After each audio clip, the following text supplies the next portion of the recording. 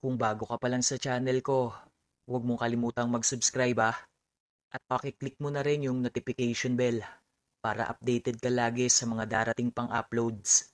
Salamat!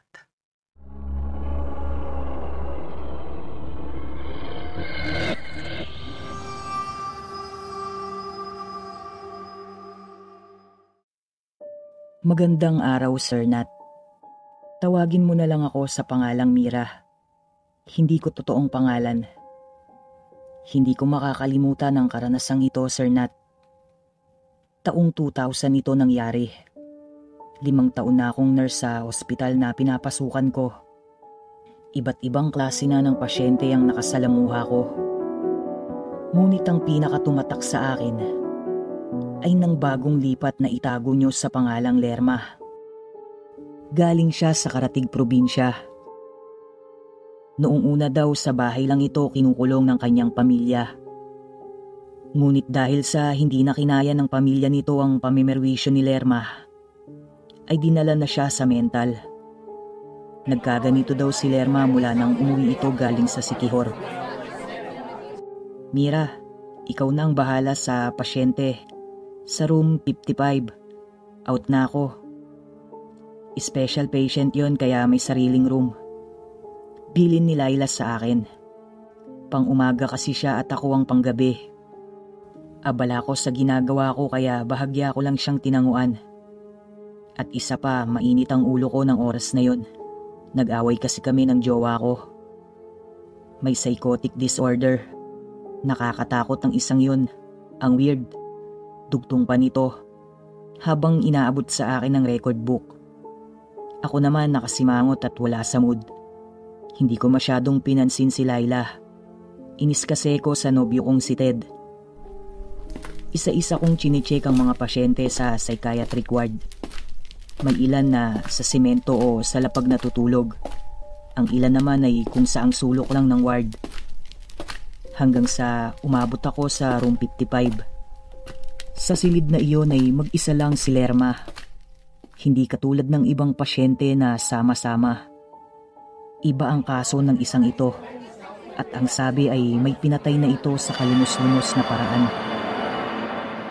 Pagbukas ko nagtaka ko. Wala sa hospital bed si Lerma.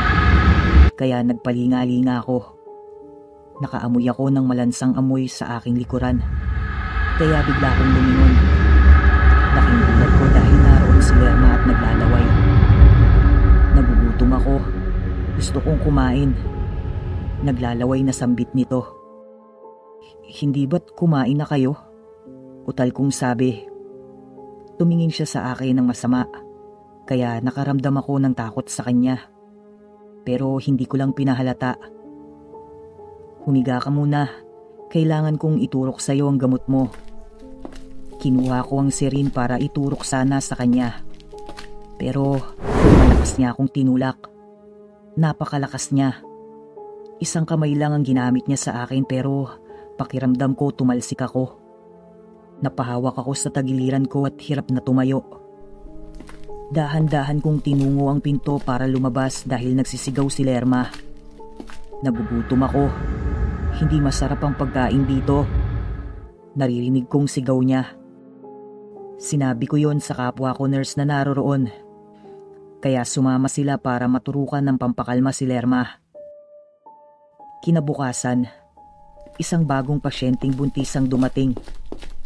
Nabaliw ito dahil sa depresyon. Katulad ni Lerma ay hindi ito hinalo sa iba. May sarili din itong silid dahil buntis ito at kabuwanan na. Nangingitim ang paligid ng mga mata ng buntis. Parang hindi na ito natutulog at hindi nga ako nagkamali. Dahil noong chinek ko siya sa kanyang silid, ay tawa ito ng tawa at nagsasalitang mag-isa. Ngunit hindi ito katulad ni Lerma na bayolente at nananakit. Hindi kasi nito ininda ang tinuro ko sa kanya. Isang gabi nakaramdam ako ng antok kaya nagtimpla ako ng kape.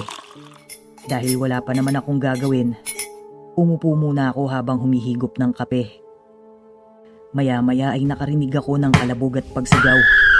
Kaya dali-dali akong tumayo.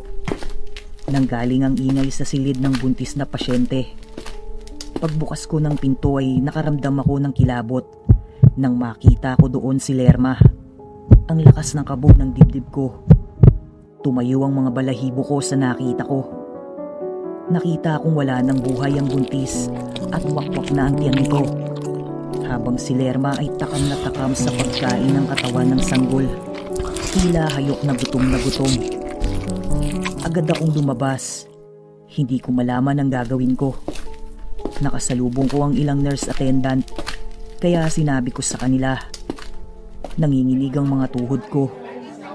Marami na akong naranasang kakaiba sa ward na yon, pero ito ang pinakamalala.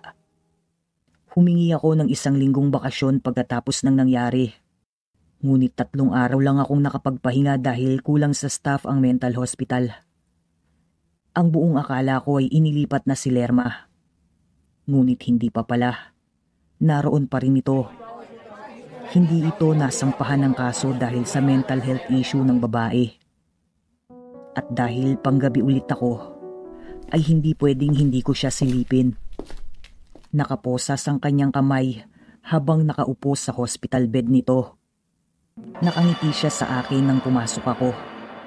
Isang malalim na ngiti. Ang bango. Ang bango mo. Sambit nito na may pagkatakam. Akin na lang ang baby mo ha. Ibigay mo sa akin. Sabi pa nito. Habang hinihigpit ang posas na tila gustong kumawala doon. Bigla akong napaisip na may pagtataka. Habang naglalaway si Lerma na tila gigil na gigil sa akin. Dali-dali akong lumabas at bumili ng pregnancy test. At nagulat ako.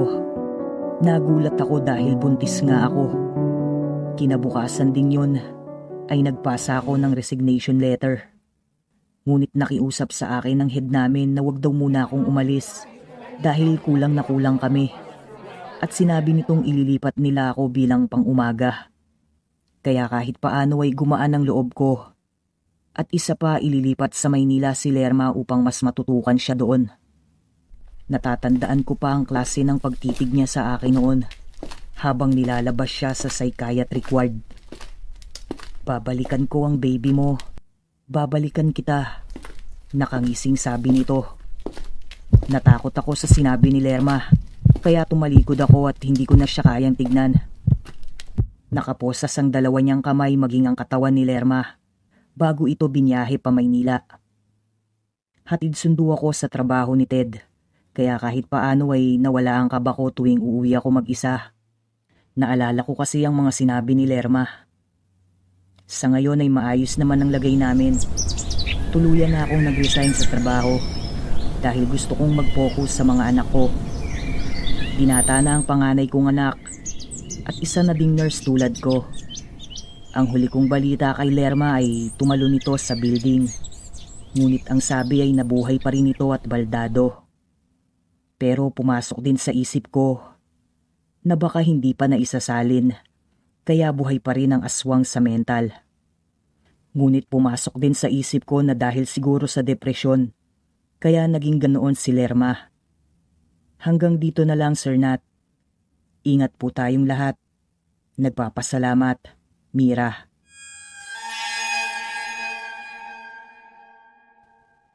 Ayun, bago natin tapusin shoutout ko po muna yung mga solid viewers natin. Shoutout po sa inyong lahat. Maraming salamat po sa palaging suporta at pakikinig, panonood. Salamat po. Shoutout kay Dodong and Grace Vlog. Shoutout po sa inyo. Ang sabi niya po, hello po watching from Novaliches, Quezon City. Pa-shoutout Lods. Ayun, shoutout po sa inyo. Kay Helmar Bracero, shout out Lodi, good afternoon. Shout out Lods. At kay Leia Camarillo, shout out naman dyan, idol. Shout out po sa inyo, ma'am. Salamat po. Kay Ann de Guzman, pa-shout out po kuya, napakagaling niyo po. Ay, maraming salamat po. At kay Jimmy Dakuyan, magandang story mo, idol. Sana mas maganda susunod. Ay, salamat po. Yes, sir. Kay Barbie Luna, shoutout po. At kay Tita Sareno, shoutout po Tita. Sir Nat, madalang po ang upload mo kaya una muna kitang pakikinggan. Maraming salamat po Tita. Kuya Nat, ay kay ano pa pala. Ito si Alexa Smith. Kuya, nakasubscribe na po ako. Sana po meron pa pong ibang video. Marami po dyan. Salamat po sa panonood. Kay Nicole Elardo. Sabi niya na naaawa ako sa lalaki na binarang. Parang maiiyak ako habang nanonood ng video mo, boss. Ay talaga, ma'am. Sabi nung iba, deserve daw. Anyway, thank you po, ma'am. Shoutout din kay Risa Tamodaran. Shoutout po. Ang sabi niya, ang ganda po ng mga kwento nyo lalo na sa mga kulam at barang. Sana mas marami pa pong kwento. Salamat po. Maraming salamat po, ma'am. Shoutout po sa'yo. At ganun din kay Leia Camarillo. Shoutout naman dyan, idol. Shoutout, idol. At kay Mafe Ian Puson, new subscriber here. Maraming salamat po. At ganun din kay Minato Namikaze. Barang man yan basic dahil Diyos lang ang kayang makapagpagaling. Kahit barang yan, Diyos pa rin ang makapangyarihan. Siyempre naman po, walang tatalo sa ating Panginoong Jesus. Shoutout po sa'yo. Ganun din kay Jocelyn Bautista. Sabi niya, new subscribers, mahilig talaga ako makinig ng kwento habang nag-work dito sa Kuwait. Maraming salamat po. Maraming salamat, ma'am. At ingat po palagi dyan. God bless. At ganun din kay Ronelo Gomez. Wow, ang ganda ng story. More videos pa po. Watching from Davao City. Thank you po. Salamat. At ganun din kay Madeline Gabriel. Magandang hapon na story. Thank you po. Kay kay Paradise Kiss number 18.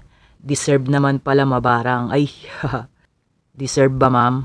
Anyway, salamat po sa panonood. At ganun din kay Reggie Luluyas Lara. Salamat po sa pag-upload ulit. Pa-shoutout po. Shoutout po sa'yo, ma'am. Ganun din kay Marivic Bale.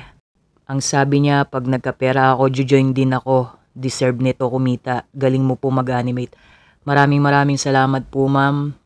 Pero hindi po ako ang nag-animate nito. Bale, nagbabayad lang din po ako ng animator para gawan po ng animation yung ating story.